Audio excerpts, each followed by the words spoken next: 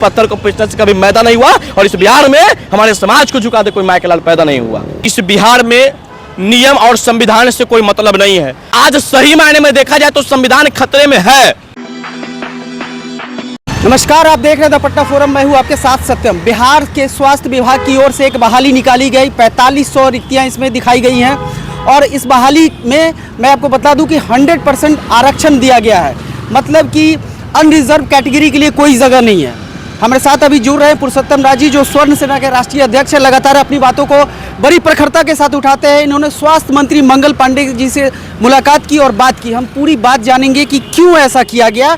चूँकि बिहार में और पूरे देश में लोकसभा चुनाव को लेकर दर्शकों एक बात गौर कीजिएगा, जिस तरीके से बीजेपी को कम सीट आई, उसके बाद से बिहार में जातीय राजनीति अपना रंग दिखाना शुरू की। क्योंकि 100% आरक्षण किसी भी बहाली में देना मेरे हिसाब से कतई सही नहीं है।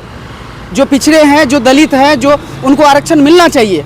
अब बताइए कि अभी पटना हाई कोर्ट ने भी 65% आरक्षण को निरस्त कर दिया है। इसी पे बात करेंगे। पुरुषोत्तम जी, बहुत स्वागत है। धन्यवाद।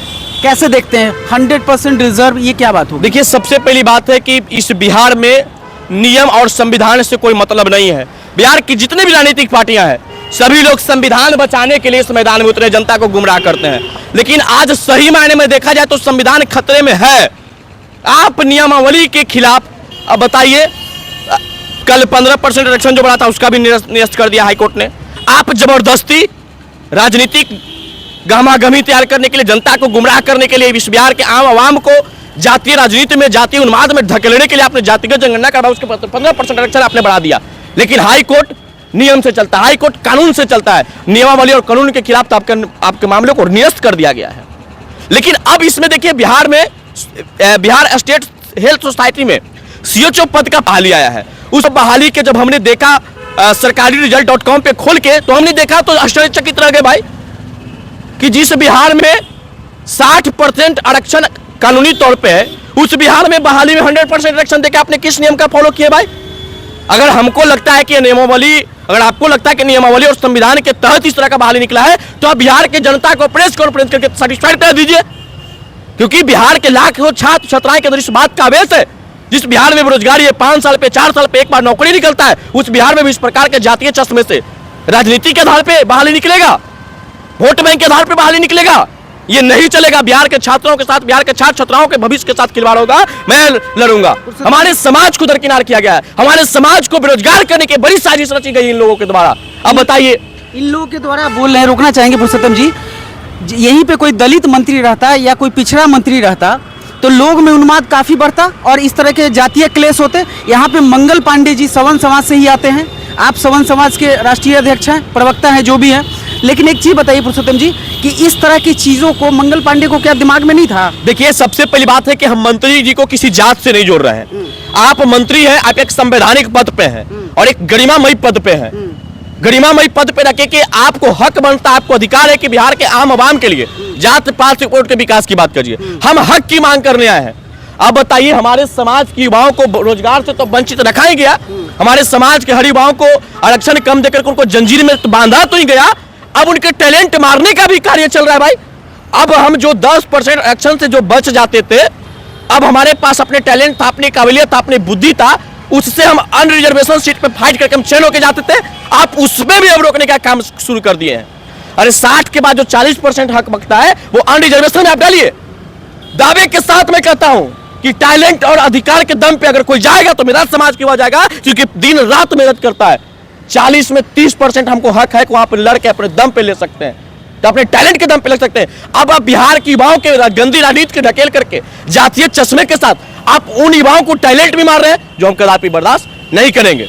फिर रोड पे प्रदर्शन होगा। साल 2 साल ऐसे ही प्रदर्शन में निकलेंगे, जिस तरह शिक्षक बहाली में निकलते हैं। जब राजा तनशाह हो जाते हैं तो प्रजा को आंदोलन करना पड़ता है।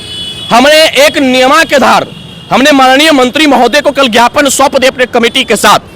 अगर माननीय मंत्री महोदय इस बात को संज्ञान में लेकर के नियमावली के आधार पर बहाली को पुनः संशोधन करके लाते हैं तो हम लोगों को आंदोलन करने का क्या हम लोग को जरूरी है क्या? क्यों हम लोग आंदोलन करें?